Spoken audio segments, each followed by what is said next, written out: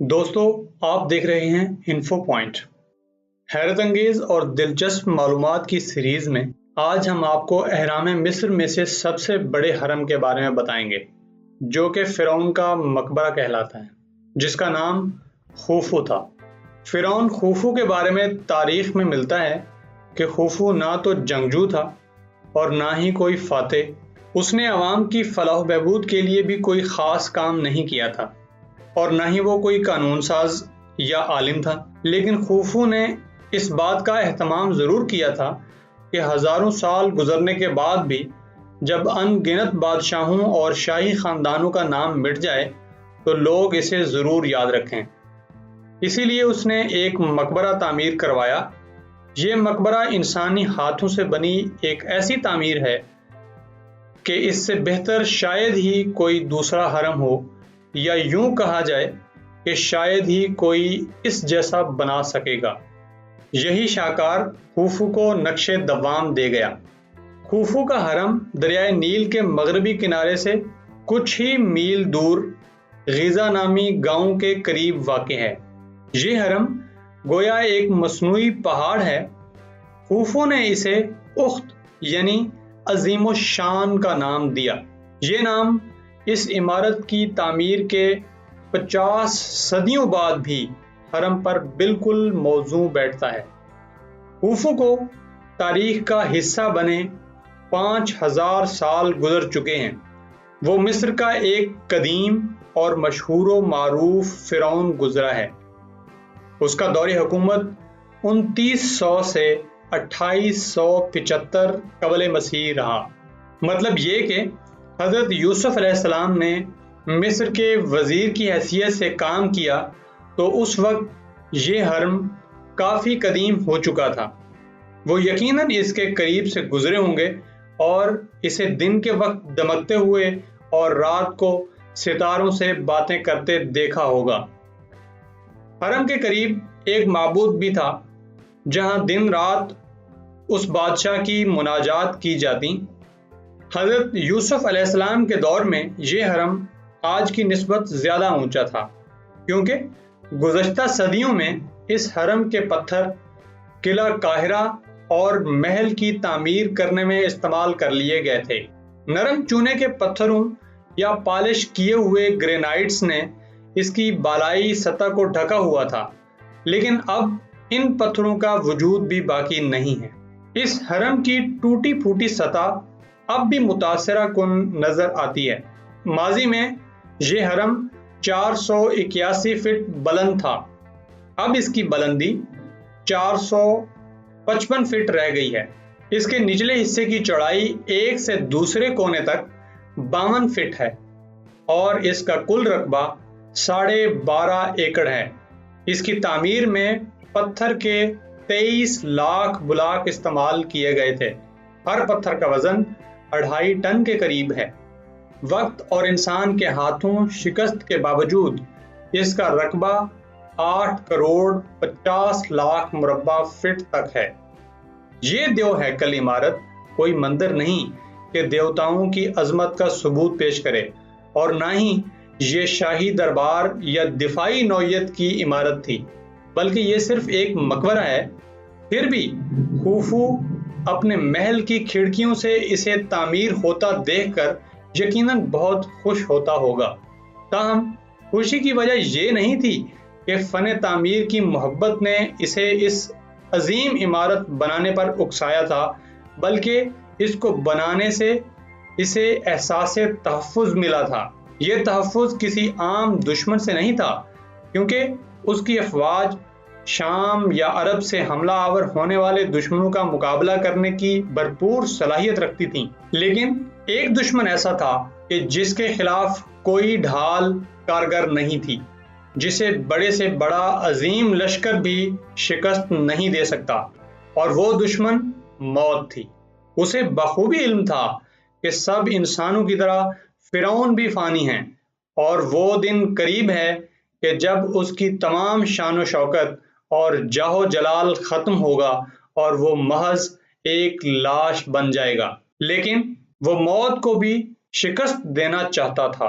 اس کے ذہن میں موت کو دھوکہ دینے کا ایک خاص طریقہ تھا، اور اس وقت کے علوم اور مقدس کتابیں اس بارے میں بتاتی تھیں۔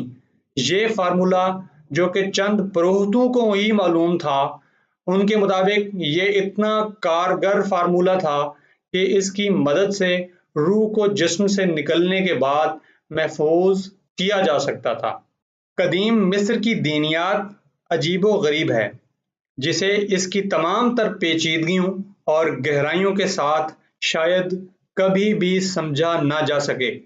مصریوں کا عقیدہ تھا کہ جب تک کسی چیز کا جسم محفوظ ہے، تب تک دیوتا روح کو سورج کے نیچے زندہ رہنے کی اجازت دیتے ہیں۔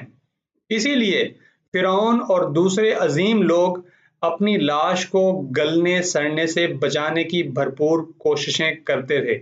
اس سلسلے میں عجیب و غریب طریقے استعمال کیے جاتے۔ بعد ازاں لاش کو ایسی جگہوں پر چھپا دیا جاتا جہاں اس کا سراغ بھی نہ لگایا جا سکے۔ اہرام کی تعمیر کے عظیم دور میں یہ رسم عام تھی کہ حرم کے وسط میں فرعون کی لاش ایک ایسے کمرے میں رکھتے تھے جسے ایک چٹان کو تراش کر بنایا جاتا تھا۔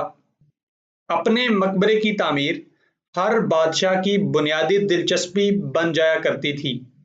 وہ بادشاہ بنتے ہی اس کی تعمیر شروع کروا دیتا اور اپنے دور حکومت میں جاری رکھتا۔ اس کی خواہش ہوتی تھی کہ حرم کی تعمیر کا کام اس کی زندگی ہی میں مکمل ہو جائے، یوں اسے ابدی آرام کی جگہ مل سکتی تھی جہاں اس کا وجود کسی نہ کسی طرح باقی رہتا۔ جب فرعون مرتا تو اس کی لاش کو ممی بنانے والے گروہ کے حوالے کر دیا جاتا۔ وہ اس کی لاش کو مقدس فارمولے کے مطابق محفوظ کرتے۔ لاش دفناتے وقت مختلف رسومات بھی ادا کی جاتی تھیں۔ اس موقع پر قدیم مصری دیوتا سیرس کی عبادت ہوتی تھی، جسے دراصل قتل کر دیا گیا تھا۔ ان کے مطابق سیرس جادوئی طاقت کے ذریعے زندہ تھا۔ مصریوں کا اعتقاد تھا کہ وہ لوگوں کو دوبارہ زندگی دے گا۔ جو لوگ اس کی عبادت کرتے رہیں گے، ان کی ممی ایک خاص طریقے سے بنائی جائے گی اور وہ دوبارہ زندہ کیے جائیں گے۔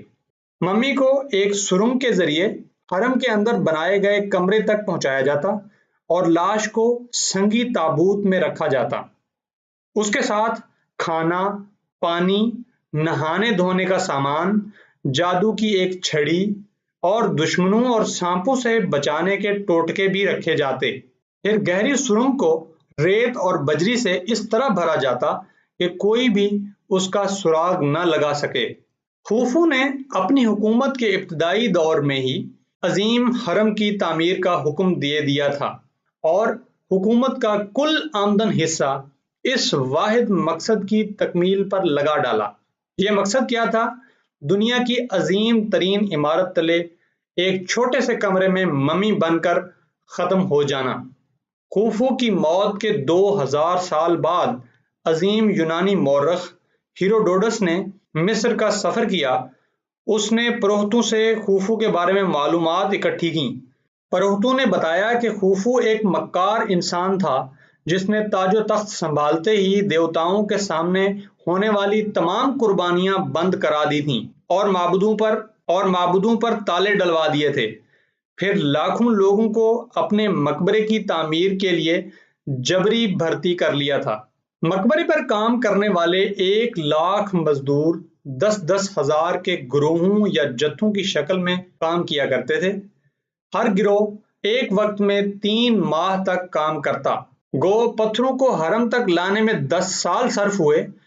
چونکہ پتھروں کی کانیں دریائے نیل کے دوسری طرف واقع تھیں، اس لیے بڑے بڑے پتھروں کو سڑک کے ذریعے دریا تک لایا جاتا، اور جب سیلاب آتا تو مزدور انہیں کشتیوں سے اس چٹان کے قریب پہنچاتے تھے جہاں حرم کی تعمیر جاری تھی۔ وہ پتھر ان سیڑھیوں کے ذریعے اوپر لے جائے جاتے تھے جن کی تعمیر پر از خود 10 سال سے زائد کا عرصہ لگایا جا چکا تھا۔ وہ سیڑھیاں بھی عظیم حرم کی طرح حیران کن ہی تھیں۔ یوں پتھر اس سطح مرتفع تک پہنچ جاتے جہاں حرم کی تعمیر ہونا تھی۔ حرم کی تعمیر میں 20 سال سے زائد کا عرصہ صرف ہوا۔ اسے 3 فٹ لمبائی کی پالش کیے ہوئے پتھروں سے بنایا گیا۔ ان پتھروں کو اتنی نفاست سے جوڑا گیا تھا کہ یہ جوڑ 1 انچ کے 1000ویں حصے تک بھی بالکل درست ہیں، اور آج کے اس ترقی یافتہ دور کے ماہر تعمیرات بھی اس تعمیر سے حیران ہیں۔ یہ یاد رہے کہ حرم خوفو کا شمار دنیا کے قدیم 7 عجائبات میں ہوتا ہے، اور یہ واحد عجوبہ ہے جو اب تک قائم و دائم ہے۔ یہ 3800 سال تک روئے زمین پر انسان ساختہ بلند ترین عمارت رہ چکی ہے، جب تک کہ لندن میں 1314 عیسوی میں اولڈ پالس کیتھیڈرل تعمیر نہ کر لیا گیا تھا۔ خوفو کے عظیم مقبرے سے ہٹ کر اس کی ذات کے بارے میں دنیا کو کچھ زیادہ علم نہیں ہے۔ خیال کیا جاتا ہے کہ وہ کسی بادشاہ کی اولاد بھی نہیں تھا، بلکہ وسطی مصر کے ایک گھرانے سے اس کا تعلق تھا۔ ایک خیال یہ بھی ہے کہ وہ اپنے پیشرو سن فیرو کے توسط سے اس مقام تک پہنچا۔ یہ بھی ممکن ہے کہ اس نے ایک درباری یا جنگجو کی حیثیت سے تخت و تاج پر قبضہ کر لیا ہو۔ اس بارے میں مختلف آراء موجود ہیں۔ خوفو کے بارے میں اہم بات یہ بھی ہے کہ اس نے مقبروں کا ایسا ڈیزائن روشناس کرایا جسے دوسروں نے بھی نقل کیا۔ وہ دراصل مقبرے نہیں بلکہ حرم کے تکونی ڈیزائن کا بانی تھا۔ اس کی یہ کامیابی اب تاریخ کا ایک اہم باب بن چکی ہے۔ ماضی میں مشہور تھا کہ حرم خوفو میں بے شمار خزانے دفن ہیں، اسی لیے خلیفہ مامون الرشید نے اس میں سوراخ کرا کے اندر تک جانے کا راستہ تیار کرایا تھا۔ لیکن جب وہ اس کمرے میں پہنچے جہاں فرعون کی لاش ہونی چاہیے تھی، تو وہاں سرخ گرینائٹ کا تابوت چمک رہا تھا، اور حیرت انگیز امر یہ ہے کہ اس میں سے لاش غائب تھی۔ دوستو، اگر آپ نے ہماری حیرت انگیز معلومات پر مبنی پہلی ویڈیو نہیں دیکھی اور آپ اسے دیکھنا چاہتے ہیں تو دائیں طرف کلک کریں، اور اگر آپ دنیا کے اس پراسرار مقام کے بارے میں جاننا چاہتے ہیں جو کہ نامعلوم طاقتوں کا مرکز ہے تو بائیں طرف کلک کریں۔